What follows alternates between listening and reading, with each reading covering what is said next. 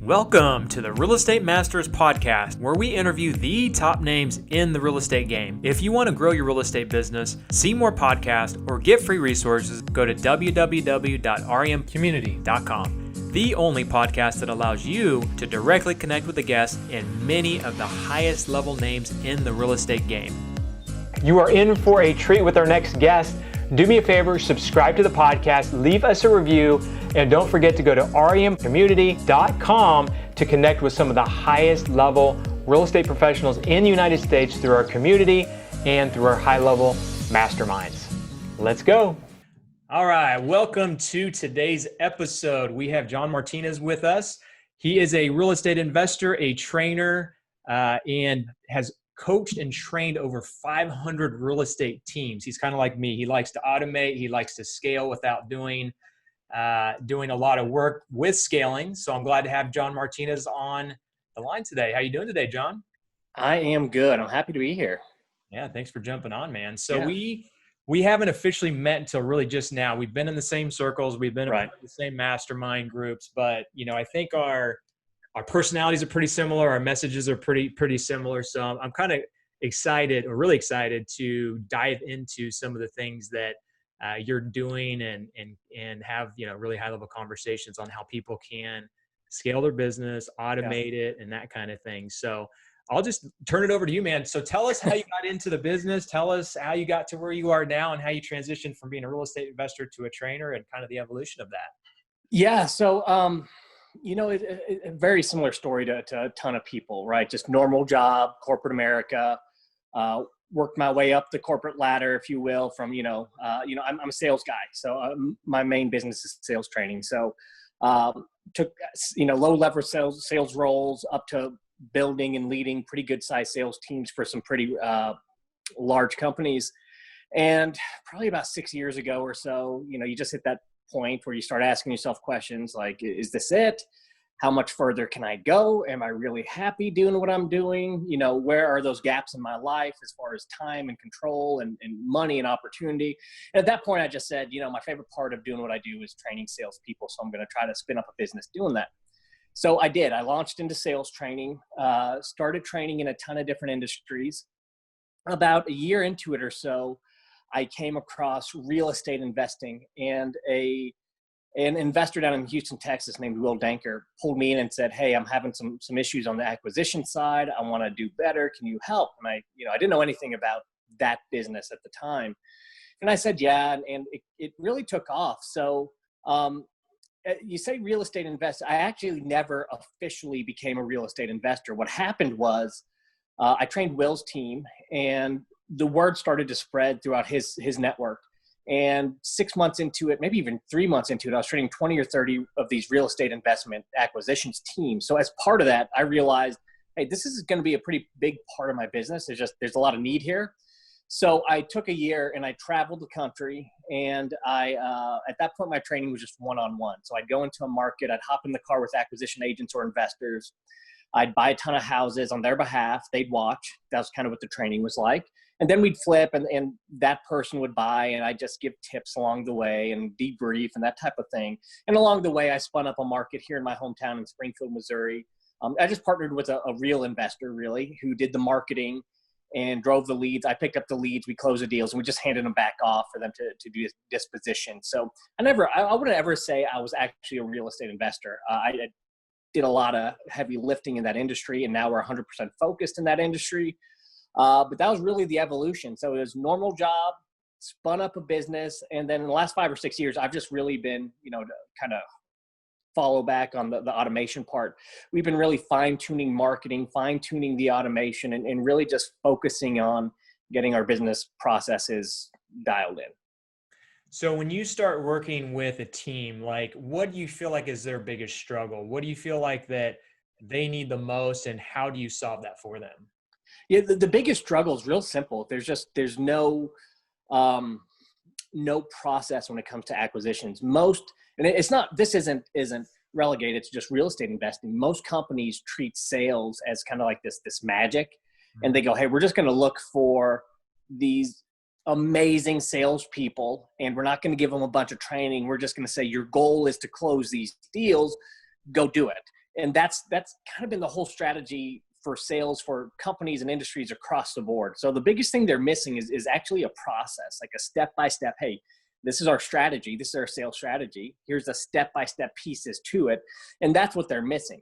So, what usually happens is they hire a ton of people. Most of them fail because there is no strategy, right? There is no cohesive plan. Occasionally they find this rock star. They do really good. They get excited. The rock star doesn't usually last because someone else is going to pay, they've got the same issue. And they're like, hey, we'll pay you more. And they go, or that person spins up their own business. So the biggest thing we do is we take that reliance on rock stars out of it and say, here's your plan. Put any decent salesperson in it, and you can start to replicate this and predict results. That's what they're missing is just a system. Right. Yeah. It's crazy that businesses survive without systems. And I was one of those very early in the beginning, 20 years ago when I started my business. I thought I was creating systems. When it came down to it, I really didn't have that great of systems. I had good systems for small parts of my business. And I think that's kind of what you were getting to, is that, maybe some people have good systems for marketing and, this kind of thing. But when it comes to salespeople, they just throw them in and let them kind of feed for themselves. So tell us what kind of systems you recommend any organization to have in their sales department. Yeah. So, you really just need a step-by-step process for handling any lead. So, for real estate investment specifically, there should be a lead intake system, right? For lead managers. Okay. How do we qualify this person? And if they're not qualified, what do we do with them? If they are qualified, how do we get them to that next step, which is typically some type of interaction with an acquisition manager, salesperson, the investor themselves, whoever is actually buying the process. And then the second part of that process is where the acquisition manager picks up. Maybe it's the same as the lead manager. It could be the same person in a smaller organization. But how do we systematically take this person, increase as much urgency to take action as we can, really dive deep into their motivation, figure out all the reasons why they wouldn't do business with us. And then based on those two things, put together a killer presentation on, hey, here's why here's what it would look like if we work together.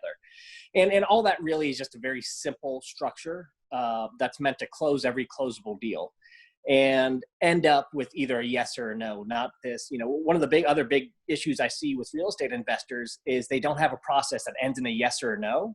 And what happens is 95% of their leads turn out in this kind of gray area. That's maybe they will, maybe they won't. We really have no idea. It could be a no, could be really close to a yes, or somewhere in between. And then they end up with another problem, which is, okay, we've been producing leads. We got really good at marketing. Now we've got 1,000 leads you've produced over 6 months. And my sales guy, who's supposed to be going out after, 10 sales calls a week, has literally 1,000 people they need to follow up with on a monthly basis. And that gets out of control. So, not having that right sales process just leads to more problems down the line anyways, beyond just not getting the closable deals when you could. So that's it. It's really not complex. I look at it as a checklist, right? Why would they? That's diving into motivation, actually having a real conversation about what their issues are, what they want to accomplish. Seems simplistic, but so many people skip it. So many salespeople just want to go, hey, here's our offer. Let's do it, right? Mm-hmm. And then figuring out what might hold this person back. Because there's a ton of people who need help, but there's one or two things that hold them back from being able to accept that help. So, in the sales world, commonly known as objections, but also taking your time to proactively pull out all those little things, those speed bumps or sticking points, and address those. What I have noticed with business owners is when they recruit people, they typically don't have a process to it. But right. Even if they don't have a process, they still can find good people. But even if they find good people, there's not a really good process to train them, to motivate them, to keep them going. Yeah. So tell us a little bit about how you train people to take people, not only to find them, but also to go all the way through to where they actually perform. Because you can hire a rock star, but if you don't have good systems in place, if you don't have motivators in place, if you don't have metrics in place, obviously right. That person may not work out. So tell us a little bit about how you manage that part of it. Yeah. So As far we put most of our there, you're right. There's those two pieces. There's finding the right person and putting them in the right process or giving them the right tools to thrive. We focus piece, and the reason we do that is because we have found that so many people struggle on hiring the right people. So we've actually put most of the focus on our training, our process. And over the last 3 years, we've developed a sales process that's really built to train people who don't belong in sales. I mean, when you look at here's the real world. The stats are about 7% of people who are out there selling anything today belong in that position. So you've got 97% of the people who just aren't built to do it. Now, a chunk of those are okay and they get by. A little under 50% should not be doing what they're doing in a sales role. Like, they should not be doing it. They got to get out of there. So knowing that, since my main business is sales training and not recruiting, I look at that environment and I go, whatever team I work with, I know 7% are going to be built for this. And I know whoever else is on that team, the vast majority are not built for this. So how do we train people in such a way that aren't built for sales to sell effectively? So you put all I'm sorry, you said only 7% of people that are in the sales role belong in the sales role. Tell me why that is. Yeah. So there's a number of, characteristics. We call it sales DNA. And those characteristics really tell you whether or not a salesperson can follow a good sales process effectively. So for example, one of the things you measure for is going to be supportive buy cycle. So what supportive buy cycle means is this. It means, okay, if I'm hiring a salesperson and I want them to get a decision at the end of the sales call, yes or no, if I want them built that way. And if I'm selling a high dollar product or it's a big decision like real estate or something like that, they're going to be hardwired to sell or not sell based on how they buy themselves. So here's an example. If you hire an acquisition agent or a salesperson and anything over $100, $250 is a lot of money to them, and it takes them 30, 60 days to make that decision because they're really going to look at all their options and really sleep on it and think about it, that person is not built to sell a high dollar product with a short sales cycle, because whenever a prospect says, listen, I want to think about it, they're hardwired to just go, I get that. That makes sense. You're just like me. And they're going to say, you do what you have to do. And they're not going to dig a little deeper and find out what's slowing this deal down, right? So supportive buy cycle is one of those things that makes someone built or not built to sell. The amount of responsibility they take is another one. So if somebody doesn't take a lot of responsibility for their results, what that means is when they don't get good results in the sales world, they blame other things. The market's bad, my competition is unethical, or there's too much of it, or they're too dang good. It's the company is too new. They don't have enough of a reputation. They're going to blame everyone else. And instead of saying my sales results aren't where they need to be, I need to look internally, take responsibility and figure those out, they're going to blame everyone else. So it's more of a mental game than anything. It is. So it is. When you said only 7% of people are built for sales, my thought was it was behavioral profile. It was, Are they outgoing? Are they, XYZ? So you're saying it's more the mentality of that person and how they react to certain situations. Yes. Are they built to follow a sales process effectively? Right. So just like you said, finding the right person, you got to, after you find someone who can follow a sales process effectively, you have to give them an effective sales process or an effective process to follow. So only 7% kind of check all those boxes that are, okay, this person is built for sales, because naturally they're just built to follow a sales process and to, have some tougher conversations when need be, let up when need be. And they're just built to do it. That's not the reality of the world of salespeople, though. So we have put all of our focus on knowing the people that are going to be selling. How do we build a process in such a way that makes it super comfortable for everybody, regardless of if they're built to sell or not, to go through? How do we overcome those weaknesses with the process we put in place, right? So that's where our focus is really modifying our process that any person, even people not built for sales, can just follow the process and do it effectively. So we address those sales DNA problems. We address those sales weaknesses with the way we built the sales process. Now, the good thing is when you do find a rock star, it makes them super, super effective, right? Right. But we got to deal with the reality we have. And the reality we have is most people aren't built to sell.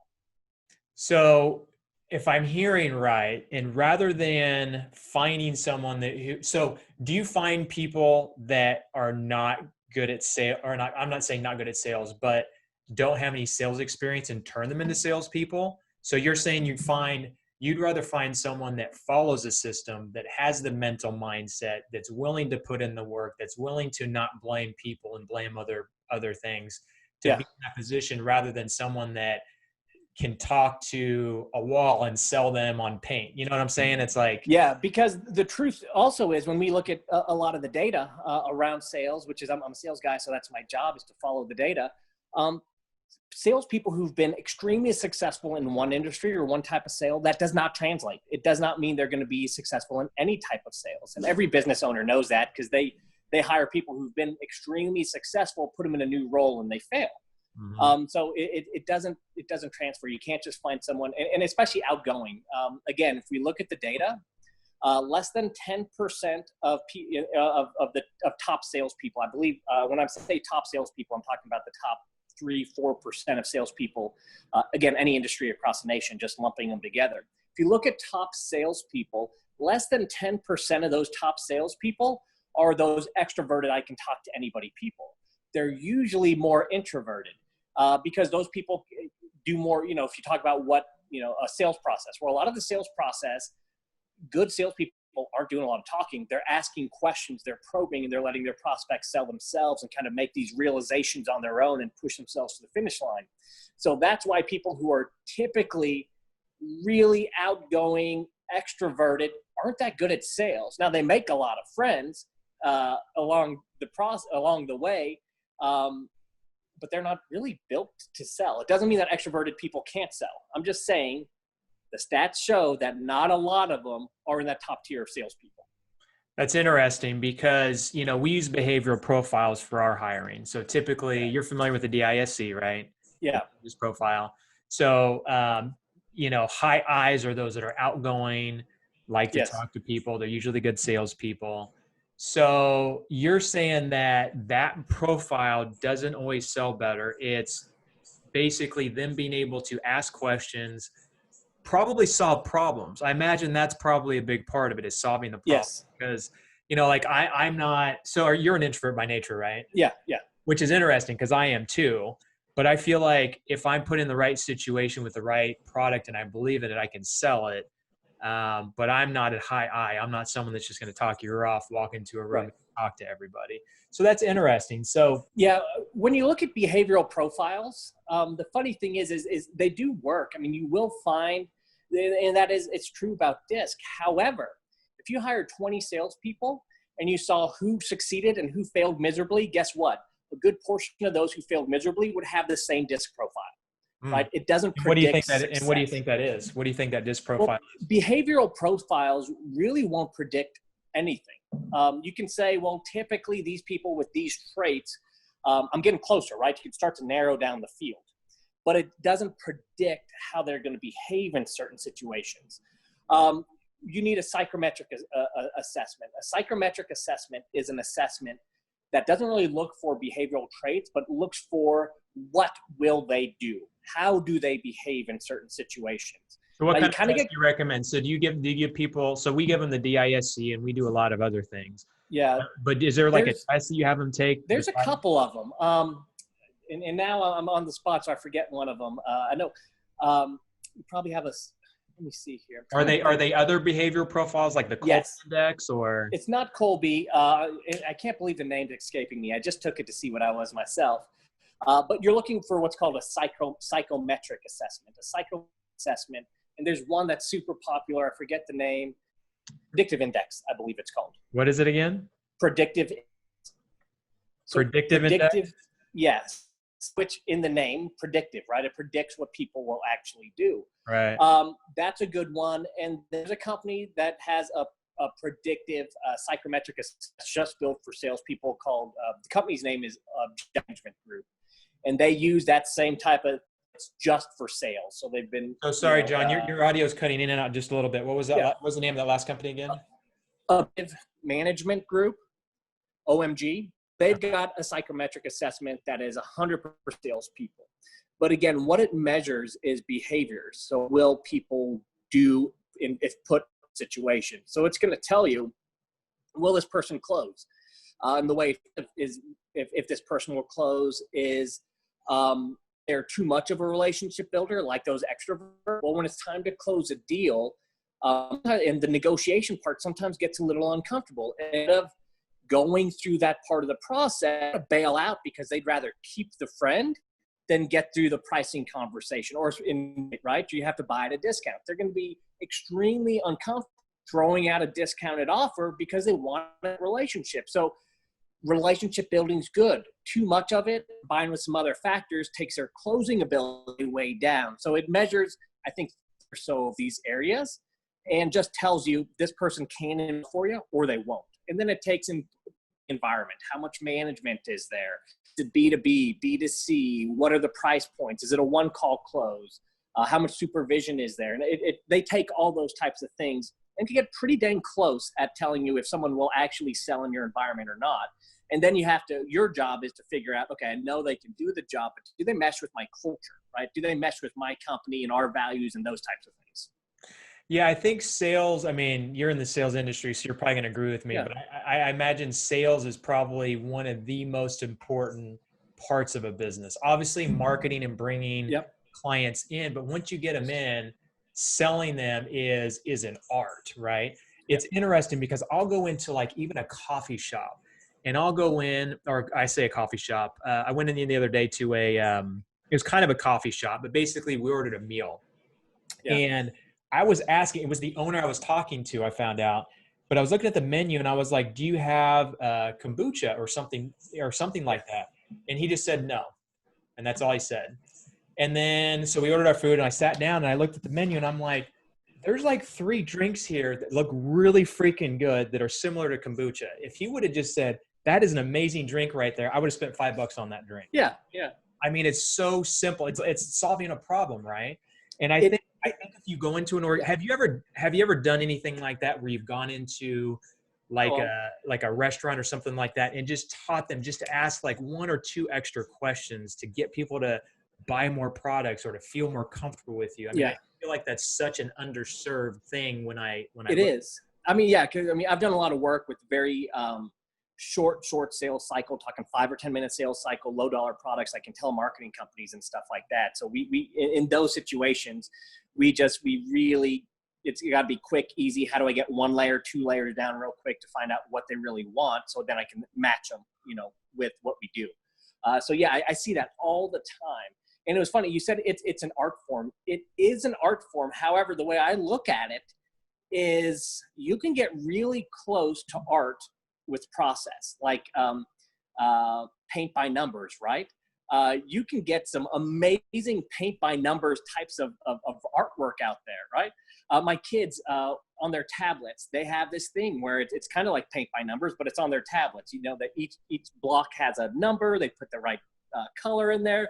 You zoom out at the end, and it's this amazing picture. It is art, but with sales, you can paint by number. And it's that painting by number, following that process, that makes it feel like an art, even though that's what I was saying. You can put people without the DNA. You can put non-artists in that role and still get very close to that same result if you give them the right process. Does all that make sense? Yeah. So it's kind of like McDonald's, like, high school kids are not salespeople, but they're taught to ask the question, would you like to supersize that? And I imagine just that 1 extra question, I'm sure there's stats on it, probably adds another $1 or $2 to every single sale by asking that question. Worldwide, I wouldn't be surprised if it was $100 million a year or more, right? Yeah. That one tiny tweak. Yeah. So it is an art, but it's also paint by number. So you don't have to be an artist to look like one. Yeah. No, I totally agree. It is all about processes. In fact, it's interesting you say that because, or we talk about this because I put my sister in the acquisitions role. So she's amazing. She's been with me 10 years now. She is, she came to me as kind of like a property manager, office manager kind of person. She's really good with the back end details. But now that I think about it, a lot of things you talked about are true in the fact that She's not a natural born salesperson. She's an introvert by nature, 100%. She actually hates getting on Zoom. That's how introverted she is. But she is great with she's the best I've had at getting properties under contract because she knows how to get the deal done. She knows how to problem solve. And I've given her processes and questions to ask to dive deep into why people are selling. And then you've probably heard this question before, and maybe you train it. When I used to meet with sellers a long time ago, it's been, 5 or 6 years since I met with a seller. It was one question that allowed me to negotiate the best. And it was, oh gosh, what's the question now? Now I put myself on the spot. If I were to be able to get you cash in 7 days or the day of your choice, buy your property as is without having you do repairs, yada, yada, yada, what is the least you'd be willing to take for your property? And then you basically answer, like you've already solved the problems in their head. They want cash on the day of their choice. They want to sell their property as is. They want you just hit the pain points.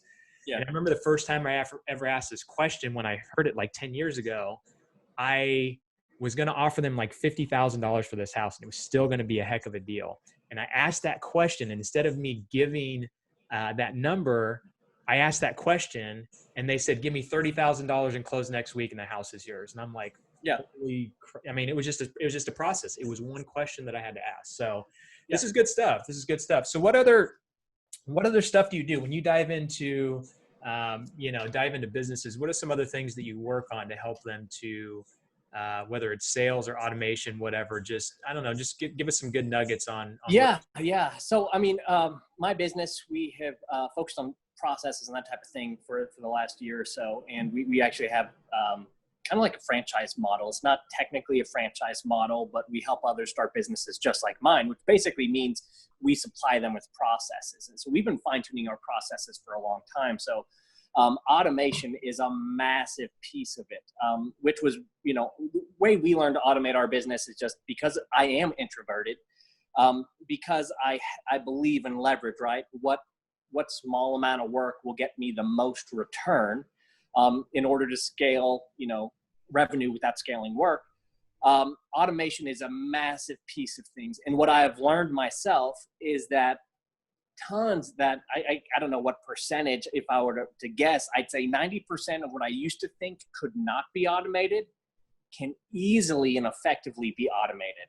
And it's not difficult. I'm not a tech wizard or anything like that. So I'm a huge, huge, huge believer in automation and in building systems that kind of run without you. So go ahead. I was going to say, I totally agree with you. In fact, when I started the automation process, like true automation process, it happened about 10 years ago. I tell this story a lot for people who follow me, but 10 years ago, I hit like a low point where it was like, I tried so many things.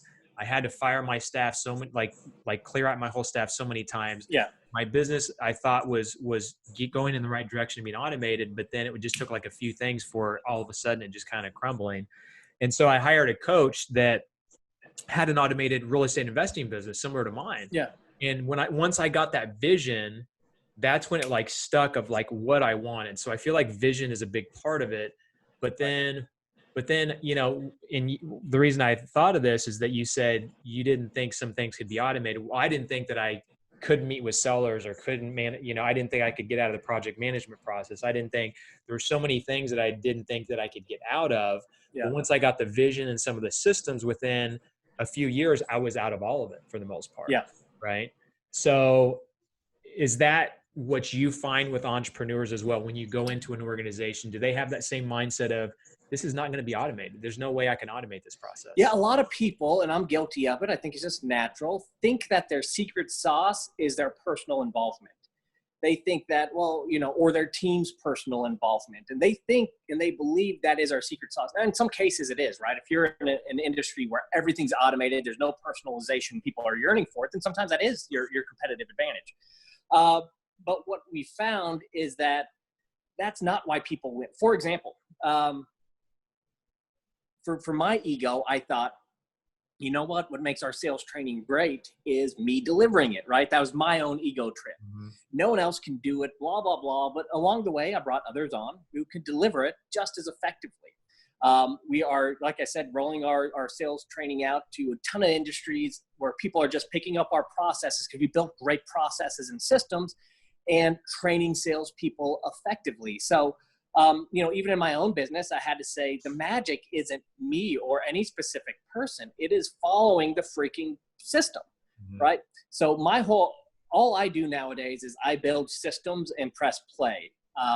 Never do I get into any of the weeds because so my business, when I started, I worked about 60 hours a week to make 20 to 30,000 a month, which was amazing for me. Today I work 60 to 90 minutes a week, and we make anywhere between 100 and 150,000 a month. So I remember even reading the 4-hour work week thinking that was impossible. And then my wife one day was like, John, do you realize you work a 1-hour work week? And I was like, oh, yeah, not bad, right? But that's all because anytime I find that I'm doing too much work, I'm getting dragged into something too often, the first place my mind goes is, what's wrong with that system? What is happening? How do we redesign and automate so that does not continue to happen? And we address the root cause. We might try a few systems, we find one, and then bang, that problem's taken care of. So that's the way we operate, 100% automation. Yeah, so many people think that they have to be in all of the details. I just told you my story of how I felt like I had to be in all the details. But the fact is that people are better at you than at most things. You can find someone that is good as or better than you are in a lot of the things in your business. I used to think that I had to be in project management because I had control of that. I knew what repairs needed to be done, but I don't know if it's ego for most business owners, but there's something that it's hard for business owners to get their hands off the details. I used to be the same thing. I don't know if it's control, if it's anxiety. Well, I think some of it is fear. Like they're going to goof it up. And if they goof it up, that could be revenue, reputation, all kinds of things. And you live in that fear. And it's okay to have that fear. But if you put someone in place and they goof it up, that's okay. That's a sign that I don't have the right system built for them. If I have the right system, I should put anyone who's halfway qualified into that system and they'll crush it. So what happens is people just try to fix the wrong problem. They go, well, I just don't have the right person. Maybe someday I'll come across the right person who's as good as me, but until then I'll do it. That's not the problem to fix. It's not a people problem. It's a process problem. So I think that's the mind shift that people need to make is, hey, if I am in a situation, I'm saying to myself, someone else will goof it up. That means I better get to work on the system I place that person in that mitigates all of those risks. Right. And, there's a saying that says that if you're able to get someone to do it about 75% as effective as you do, then you should probably give it to them. Yeah. I think that number could be a little high. It could be if someone does it 50% as good as you do, as long as you're able to take that time and do 2, 3, 4, 5 times as much with it with, putting another marketing system in place that could double your sales. It could be hiring that next person, freeing up that time to hire that next person that comes in and doubles the sales of your business, right? So there's so many little details that business owners work on that keeps them from doing the things that are most important in their business. Yeah, I think we've had a culture this last 5, 6, 7 years of really talking about grinding and more and more and more work. And I think that's hurt a lot of businesses because what that mentality says is when you want better results, when you want more, the answer is just doing the exact same stuff, but doing a lot more of it. And there's obvious drawbacks to that. There's ceilings, there's burnout, there's things you should be automating that you're not, because your answer is not automate or find better systems. The answer is go harder, go more, wake up at 4, go to 10 at night, sacrifice everything. It sets you up for failure. Now, hard work is necessary for anything, but if your answer to everything is more work, then that means the answer is never optimize my systems and automate. And that I think it does people a tremendous disservice. I mean, yes, hard work is necessary. It's part of it. But if that's your only answer, you're going to hit a ceiling fast and you're not going to like whatever you build. Yep. I totally agree. So, success is typically measured by money and things. And, I used to measure success by the amount of employees I had and all those like numbers that just vanity metrics. Now that I think about it, just do not matter anymore. To me, it's, yes, I want to make a lot of money, but at the same time, if you don't have time to enjoy it, why does it matter? In fact, this afternoon, it's, recording this on a Friday. I'm going to take off this afternoon and go spend the day, with the family. And a lot of people can't do that. In fact, you play pickleball by chance?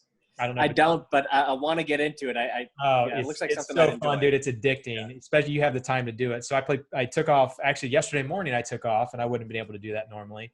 And I was playing pickleball, and the first time I've ever had this happen, guy picks up his phone and stops the game and starts like texting somebody. And I'm like, and I was kind of pissed off a little bit. I'm like, I come to play and you're over here texting. So I was nice to him. I said, honestly, like, it doesn't really bother me that much. It kind of did. But a lot of people don't like it when you pick up your phone. Like, that is kind of a thing you just don't do here. He goes, well, it's just hard for me to get away from my business. And I'm like, well, then why are you here? Go work then, right? So it's just interesting that there's so many, like you said, there's so many people that have this mentality that they can't step away from their business. They can't. And I used to be one of those people too. And me too. And every once in a while I get back into that where, my wife wants to do something. I'm like, no, I've got to do this. But at the same time, I know that I do it because I love it, not necessarily because I have to. Right. Yeah. So, go ahead. Yeah, no, I'm the same way. I think when you put that hard work in, and we all have them, I have those times where I've gone 12 hours, but it's building the system, right? It's not just doing these repetitive tasks over and over. It's, listen, I've got a new system I need to build. So I'm diving into it because once it's done, I step away, and it's going to relieve me from having to do these things or others for years to come. So I'm right. Actually, so let me ask you this. So you don't work a lot, right? But you've got a lot going on. I mean, you've got training courses, you've got programs, you've got clients, you've got all these things. So what is the key to making sure that because I think this is a lot of people's disconnect, and this can be mine sometimes too, that when I'm not working, I don't know what's going on in my business, right? And I used to obsess over it. Now I just every once in a while think about it. So when I take off this afternoon, I may go, oh, I wonder what happened with this. And it just kind of goes by. But I used to just obsess over it. I couldn't even take vacations because I'd be thinking about it. So what are the things that you do to help you ensure that things are being done and that you have a good grasp on it, even though you're not there that often? Yeah, you just have to look at the common term is key performance indicators, and those will tell you if there's a problem or not, or if they're headed in the right direction. And if they're not, again, I just look back at the systems. At the end of the week, if I look at, for example, okay, these many people put in an application to work with one of our companies, but only this many people actually talk to someone from our company. To me, that's a trigger of, okay, there's something wrong with the system from between when they put in an application and when they talk to somebody. So then I look, well, what's the messaging going out? Where are we losing them? How do we fix that system? And then we'll try something. There's no magic to it. I can't predict. But we'll try to think of, well, maybe this is too harsh a language. We'll try something. The next week I'll look at it and see they're going up or down, and we'll adjust accordingly.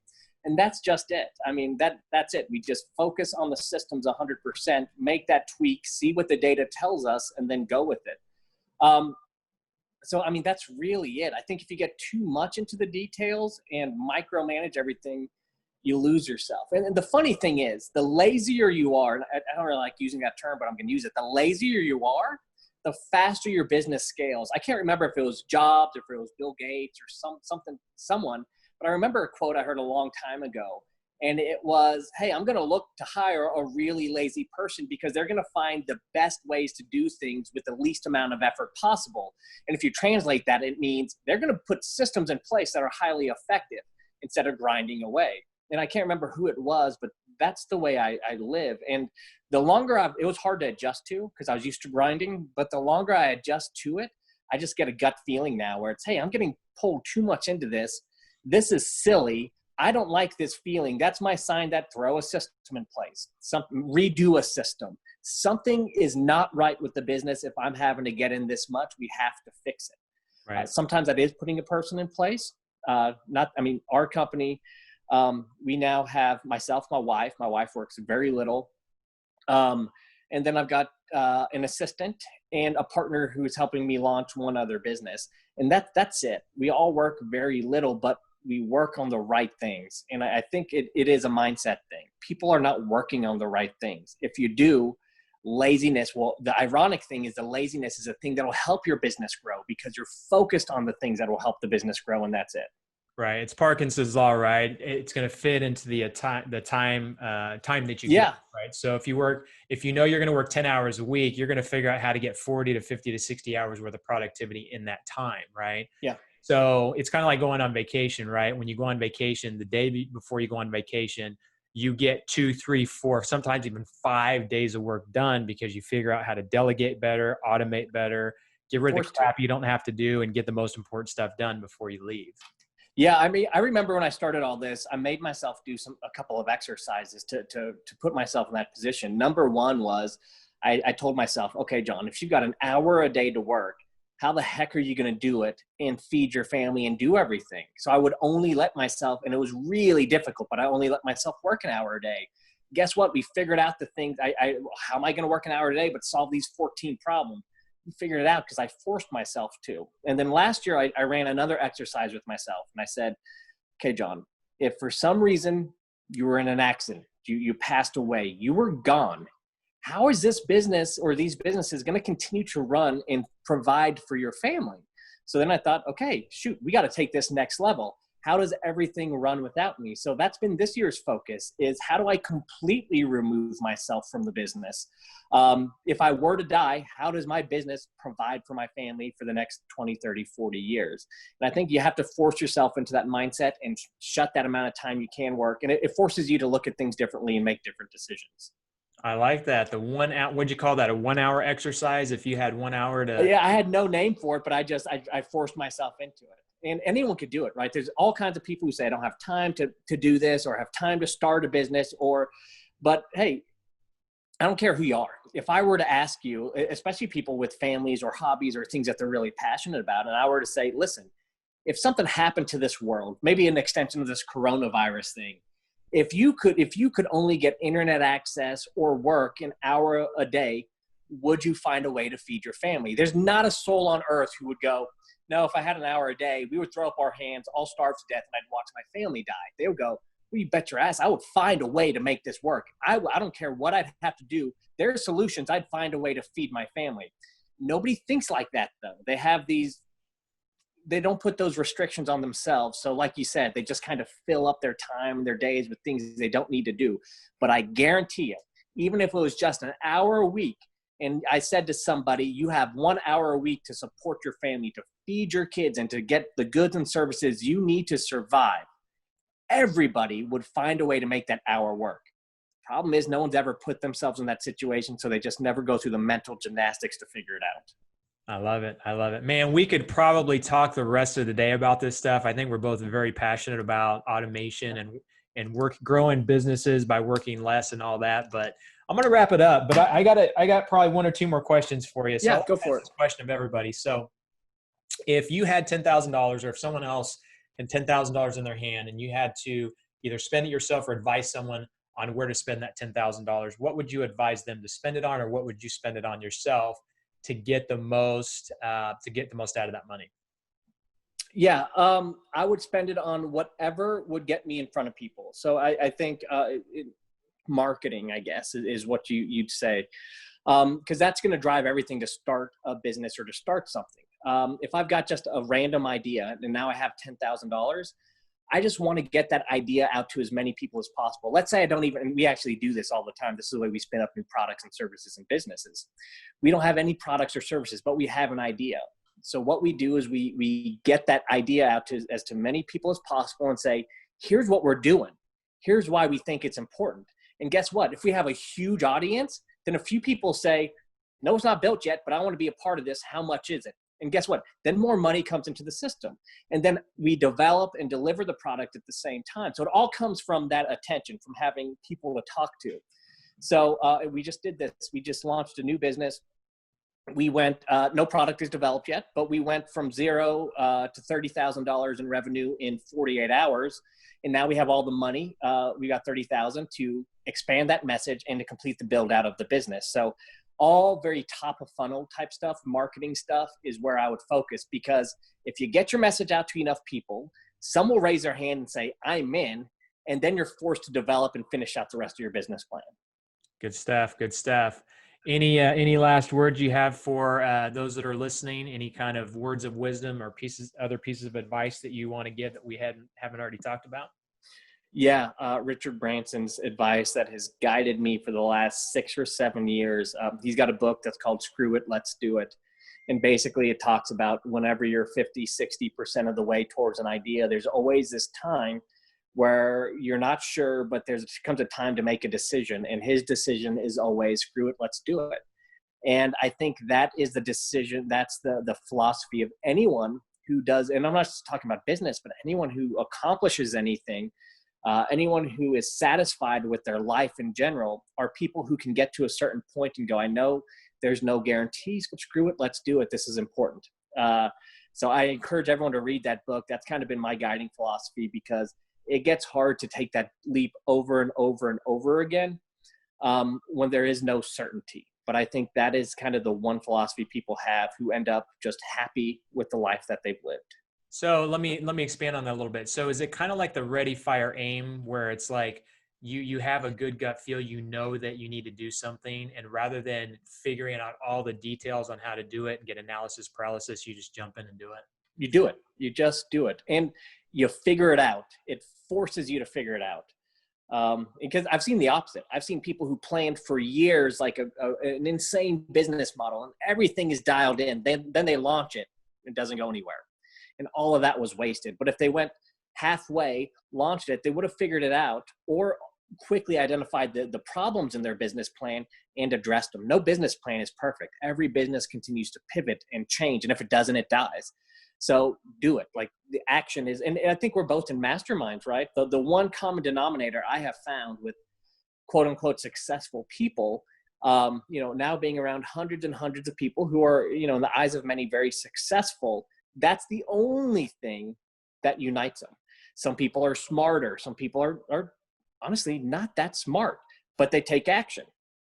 Some people have more resources. Some people have less. There's no common denominator that unites these groups of successful people, except the one thing is that they're all action takers. And that's all you need to make it anywhere, is to take action. Yep.